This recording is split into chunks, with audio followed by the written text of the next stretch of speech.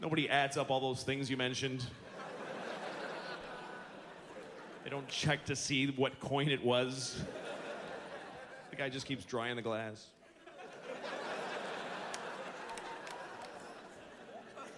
Things were very vague back then. Things just cost money. Hey, how much is that? Money. In the old English movies, it was different. It was a little sack of coins. Remember that little drawstring sack tossed over by some faggy lord with a ruffled shirt? Throw it disdainfully down to some commoner who's gonna do something beneath his station. Follow the girl and report back to me at midnight. Bring a shovel and a sack. And 2 reliable men such as yourself. What's that? Oh, yes, of course. Well, this ought to be sufficient. Just chink. Well, thank you, sir. The guy's so happy to get a general amount of some kind of currency or another. He didn't like count it. I think you only gave me enough for the shovel. It's not enough there. That was a good time in our... I know everything that happens now. That's no good for single. You gotta be optimistic to be single. Stupid. You have to be stupid. That's what optimistic means, you know. It means stupid. An optimist is somebody who goes, hey, maybe something nice will happen. Why the fuck would anything nice ever happen? What are you, stupid? But that's the attitude you have to be single. You have to look at somebody and go, ooh, maybe. I don't look at it that way. Even when I see somebody I'm attracted to. I was at a gym the other day. Why? I'm at a gym. I'm just wearing shorts. That's all I'm doing there. Just standing there.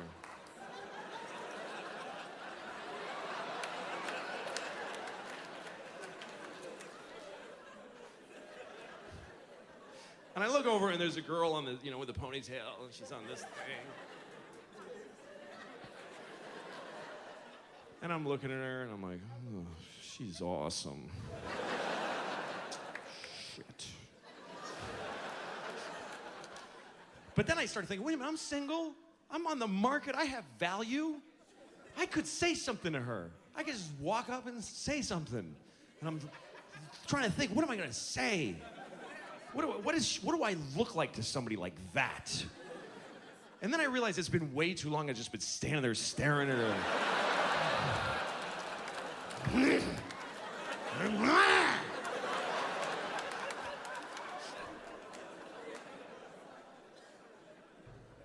I have no identity in the single world. But, you get older and some things you can't do anymore. Some things you don't want to do anymore. That's a nice change. You feel some desires fall away. New things make you happy. But some things don't change, and some things I'm sick of. Like the constant perverted sexual thoughts. I'm so tired of those. Just the constant... She's sucking... It makes me into an idiot. I'm jacking off to morons and then, look at my tits. Yeah, your tits are awesome. It's just a dumb part of life that I'm sick of. It's all day, too. It's just, you can't have a day. I just want to be a person in clothes walking in a store and I just want to go to a library and ask for, hi, ma'am, I'm looking for a book about early Abraham Lincoln, like when he was, wrap your hair around my dick and, oh, shit. I'm trying to talk to her. That's really a male problem. It's really a male problem not being able to control your constant sexual impulses. Women try to compete. They're like, well, I'm a pervert. You don't know. I have really sick sexual thoughts. No, you have no idea. You have no idea. Because, see, you get to have those thoughts. I have to have them. You're a tourist in sexual perversion. I'm a prisoner there. You're Jane Fonda on a tank. I'm John McCain in the hut. It's a nightmare. I can't lift my arms.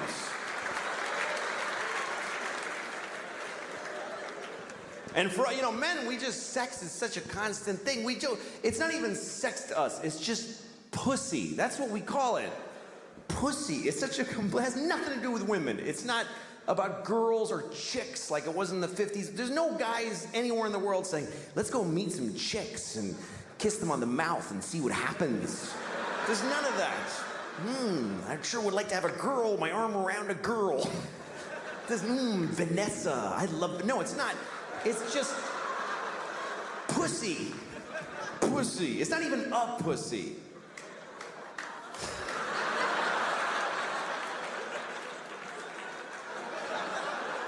It's not some people's pussies. It's just pussy. Like big pink balloon letters in front of our faces all the time. To men, it's just an element of the universe. Like it should be on the chart of the elements next to tin and ammonia. PY with an atomic weight of 12 or whatever pussy atoms weigh. The sad thing is that for all our obsession about sex and how much we love it, we suck at it. Men are terrible at sex. It never even occurs to us to do it well. Women just make sex great. Women are the good part of sex. They accept the dick with grace and they turn it into art. Or they climb on and they ride. They go for a ride. Men don't, we just climb on.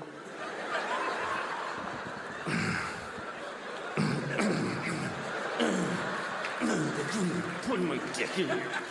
Put it in. Stuff it in. Fucking shove it. You ever fuck when you're out of shape? You're like, oh shit, this is... My stomach muscles are not strong.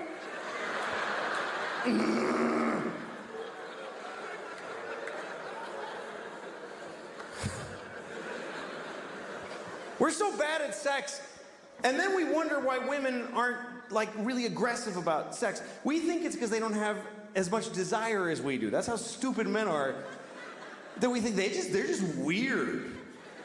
Women are like fucked up in the head because they don't want to just fuck all the time. If I was a woman, I'd just fuck everybody. Why don't they want to fuck all the time? I do. Of course you do, because when you fuck, you get to fuck a woman. When she fucks, she has to fuck a guy.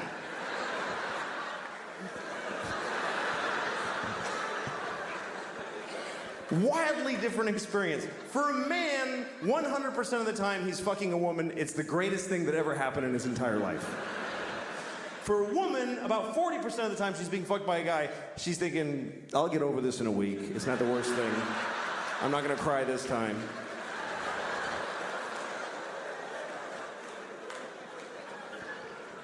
Another thing that proves how bad men are at sex is that after sex, you're looking at two very different people. The man just wants to lay there, be cool, and the woman wants to cuddle. Something that men love to make fun of women for. They always want to cuddle. It's so needy. I already fucked you. Just let me watch the game. You know, I'm so cool. What are you thinking about? Shut up. Leave me alone. Why is she so needy? She's not needy, you idiot. She's horny because you did nothing for her. You did absolutely nothing. Her pussy is on fire because it's gone unfucked completely. Of course you're fine. You climbed on and went and then rolled off. And she's on you because she's going, something else has to happen. This is bullshit. I've been thinking about you all day. How are you? How was your last couple of years?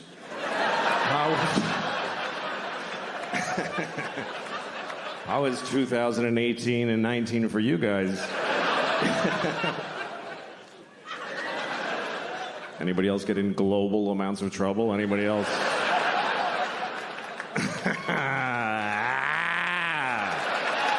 Fuck. That was crazy. Man, I was in a lot of trouble. Wait till they see those pictures of me in blackface. That's gonna make it a lot worse. Because there's a lot of those. There's thousands of pictures of me in blackface. I can't stop doing it. I like it. I like how it feels. fuck, man. That was... You know what? I learned a lot. I learned how to eat alone in a restaurant with people giving me the finger from across the room.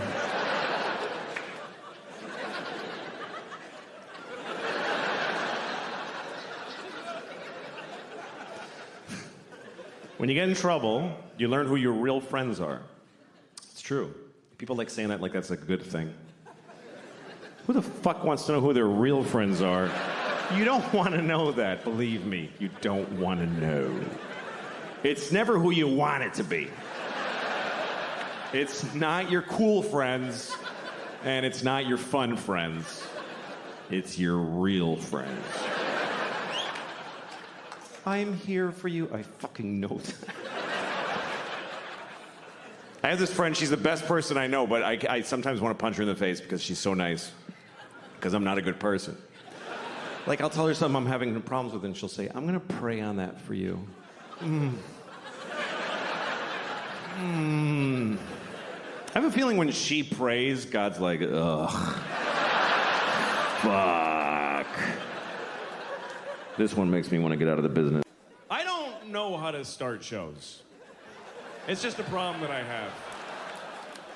I never figured out how to come out and just start talking, because the first thing you say on stage always feels stupid, because there's no real reason for me to talk to you. It just doesn't exist. I don't know you. You don't even know each other. You're facing the same direction. That's all you have in common. So I just have to. Bleh. It's like talking to a girl at a bar because you're attracted to her. The first thing you say is just gonna be dog shit coming out of your mouth. Because you don't know her. The only honest thing that you could say to her is, I want to fuck your face. That's the only thing you could say that you can mean. Anything else you say is you trying really hard not to say, I want to fuck your face. That's the only thing you're...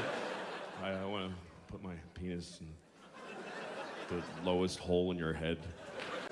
Well, you know, sexual perversion is a problem. You can't stop it. People got to do what they got to do, and you know, this country's pretty perverted. I mean, we have to jack off to everything. There's nothing that just gets. There's not like sex and then everything. Sex isn't everything. You watch the news and there's a woman like telling you, and in Libya. And I'm like, yeah, well, tell me about Libya. Fucking tell me about Libya. Say Libya again. Come on, fucking right up to the screen, my flat screen. Come on, say Libya again. It should just be a person in Libya, whatever. Why does it have to all be so sexualized? And music, like everything is like every musician is attractive. Isn't that a weird coincidence? That everyone who can play music also looks good? I would have thought there'd be like one ugly guy with a guitar who would be amazing, but fucking zero. And there's like teen pop idols who are children. And they're on TV like going, It's a kid. And folks are jacking off to them. Folks. Just folks are jacking off. Well, folks are jacking off to the girls on TV. Some of them are really young. I can't think of, I don't know their names. I don't have that knowledge anymore. I'm too old. Britney Spears is like, when I think of a teen idol, is Britney Spears. That's hold up, because she's my age now. That's how long ago that was. She caught up to me. When I was 35, she was 18, and now we're both 44 years old. So that's how little I know about who these people are. I was thinking the other day, what if there was a baby who was born, and there's been a lot of fucked up babies. There's all kinds of babies born. There's been babies with, you know, connected at the face to a dog or whatever. There's been babies with 3 legs, with hands on them. There's been Chinese babies. That's the worst thing I ever said. I think I just finally said the worst thing I have ever said. That was totally unredeeming and horrible. And it feels good. It feels good to have found the bottom. It's a comfort in knowing that I just said the worst thing I'll ever say in the rest of my life. It's good. All right.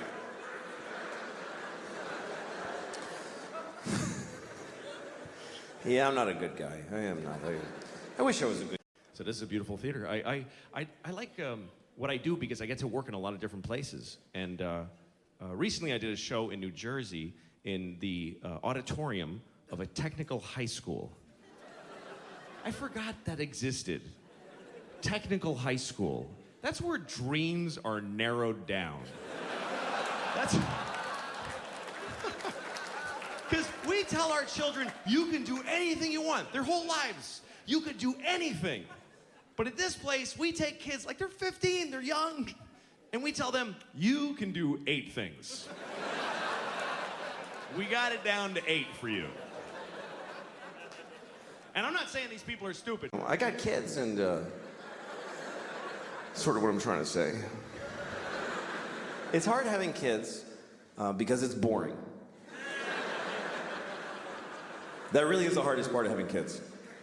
Ask any parent, what's the hard part? Is it looking after their health care? Is it making sure that their education? No, it's just being with them on the floor while they be children. It's just, they read Clifford the Big Red Dog to you at a rate of 50 minutes a page, and you have to sit there and be horribly proud and bored at the same time. I hate Clifford the Big Red Dog. I hate him. There's 50 books about Clifford the Big Red Dog.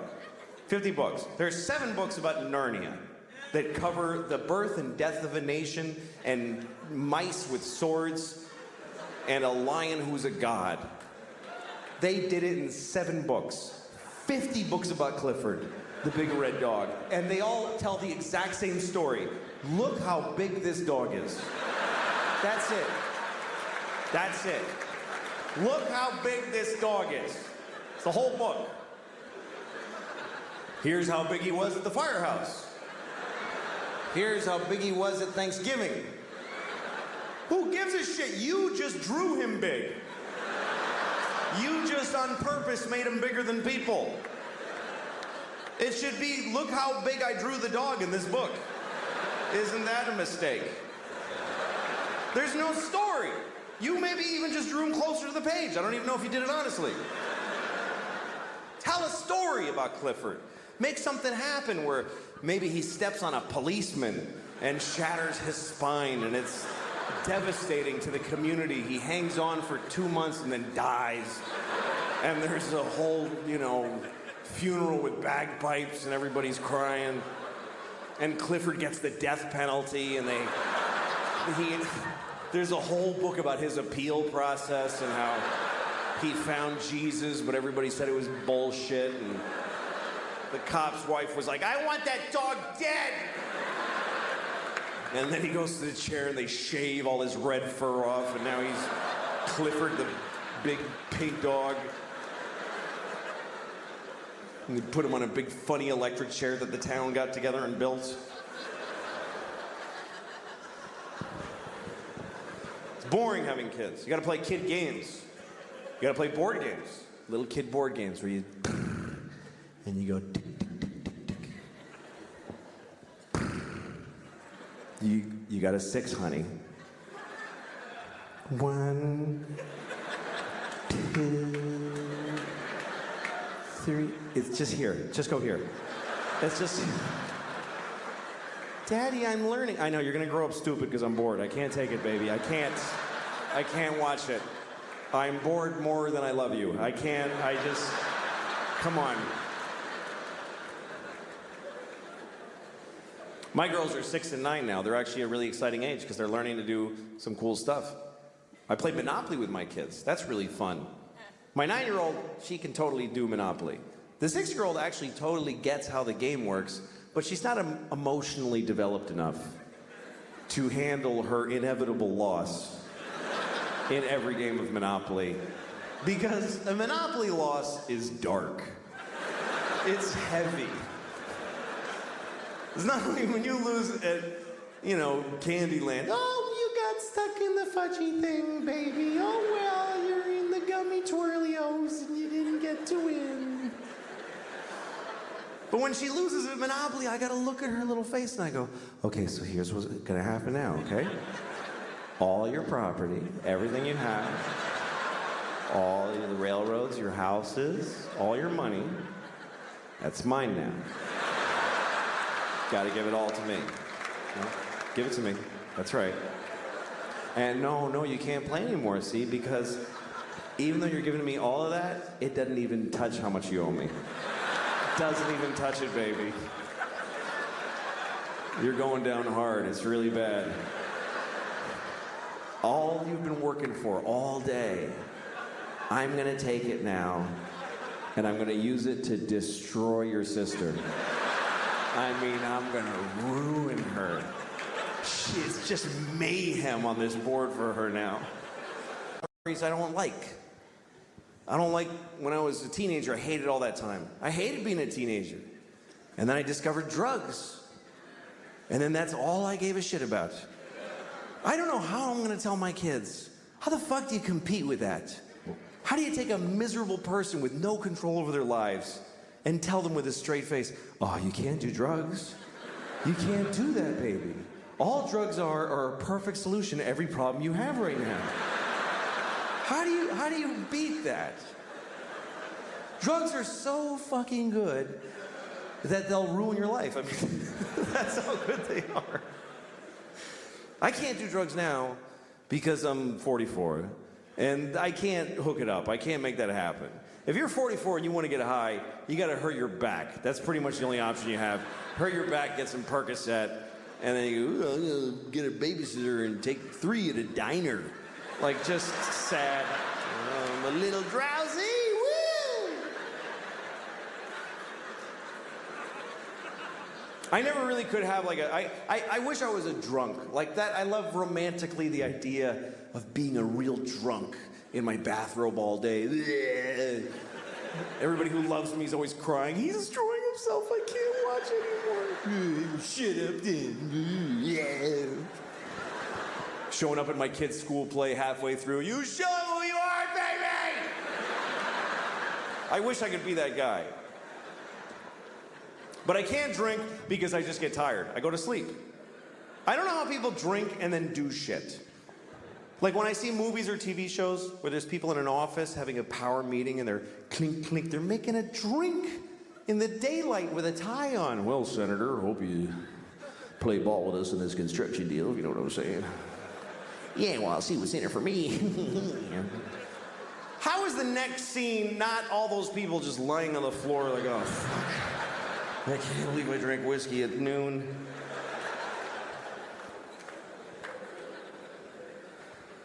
I can't smoke pot because it's the same thing. I'm too old for it. Sometimes young people come up to me after shows, hey, do you want to smoke some pot? I'm like, can I get my portion to smoke without you alone later? Because I don't want to stand in a parking lot with some 20-year-olds.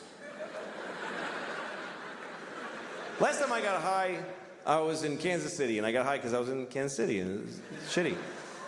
So after the show, so these kids that worked at the club, they're like, you want to smoke some pot? And I'm like, yes. So I'm standing in a parking lot with these kids, like 20 years old, and we're smoking a joint. And I'm taking huge hits, because I had no idea. I didn't know they'd been working on this shit like it's the cure for cancer. I didn't understand the fucking technology that's gone into making pot so powerful. Because when I was a kid, you could just smoke a joint for a while. Now you take 2 hits and you go insane. It's not doable anymore. And I was taking big hits, like big 1970s jean jacket, Bad Company hits. Here come the jesters, 1, 2, 3. It's all part of my fantasy. And I'm like, yeah. And even the kid with the wooden hole of no ear, the absence of flesh in his ear with wood, I don't know what that is. Even he was like, "That you should be careful, that's a lot of pot. That's very strong marijuana." Yeah, I'm fine. Running with the devil! Just fucking, and in about 10 seconds, everything just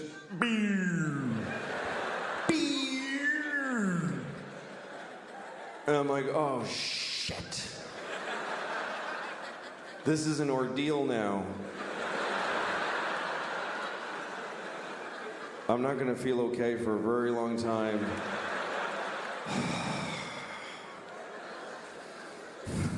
And everybody's just standing around and talking, and I'm hoping, like I'm really hoping that I look like this.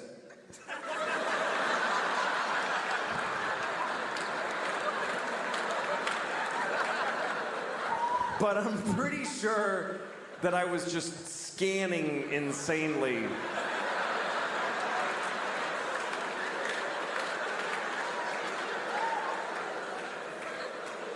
I was actually counting, like, look at her for 5, 4, 3, 2, 1. Switch to him. 5, 4, 3, 2. Randomize. Don't go in the same direction. 5, 4, 3. Nod your head. That looks like you're listening if you nod your head.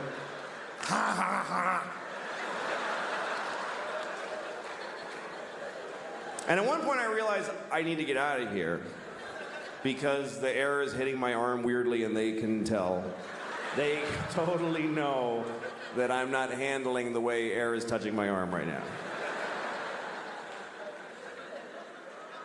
Why am I doing that with my hand? That's weird to do that with your hand. Nobody stands like this. Nobody stands like this. Just fucking, no, that's weird too. That's crazy. Just, shit. I gotta go. But I didn't know how to leave because I had this dilemma. We're all standing in a perfect circle facing each other. And I thought it's gonna be insane if I just I'm one person with my back now. Do I just back away like this and hope that they fill in? And then I thought, no, say something. Say something out loud to them that smooths the transition of you leaving. Okay, what do I say? Pick a thing to say. Goodbye. That's a nightmare. That's just goodbye. That's just noises. Finally, I walked away and I said, I'm leaving! And I know it was that bad because they all went, oh, shit, okay, all right. Whoa. Like, I'll never see those people again as long as I live. And then I had to get in a car. I forgot that I had rented a car, and I have to drive back to the hotel. And I'm driving on this highway in Missouri. And at one point I realized, I think it's been about 25 minutes since I looked out the front window of this car. I've just been dealing with shit directly in.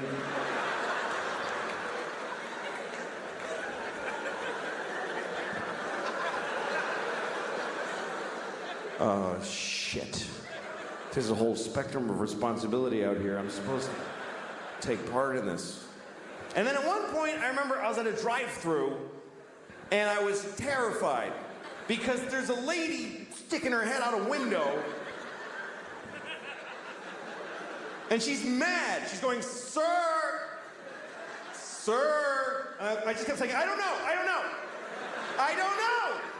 I had the window closed. I had no fucking idea. What part of the transaction did I pay yet? Have I ordered? Have I been sitting here for 40 minutes just eating at the window and I ate the paper and everything? Sir!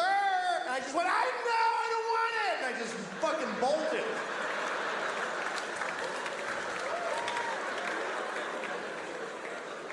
So I can't do that anymore.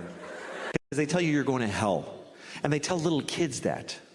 You're 5 years old, and the church, with all its majesty and all the buildings and the clothes, they go up to a 5-year-old and they're like, oh, you're going to hell. Oh, yeah. You're going right to hell. And you're 5, and you're like, what did I do? And the church is like, you know what you did, you piece of shit. And you're going to full hell, too. There's no kids' hell, you understand? You're going right to the show. If you're 5 years old, you steal a crayon from your sister, and then you lie about it, you get hit by a truck, you're roommates with Hitler. There's no difference. There's no difference. They take you in a room, and they're pouring hot lead into Hitler's asshole. He's like, ah! No! And then you walk in there like, all right, step up, it's your turn.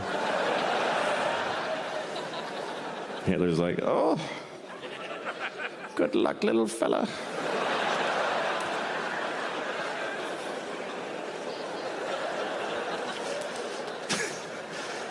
Poor Hitler, man.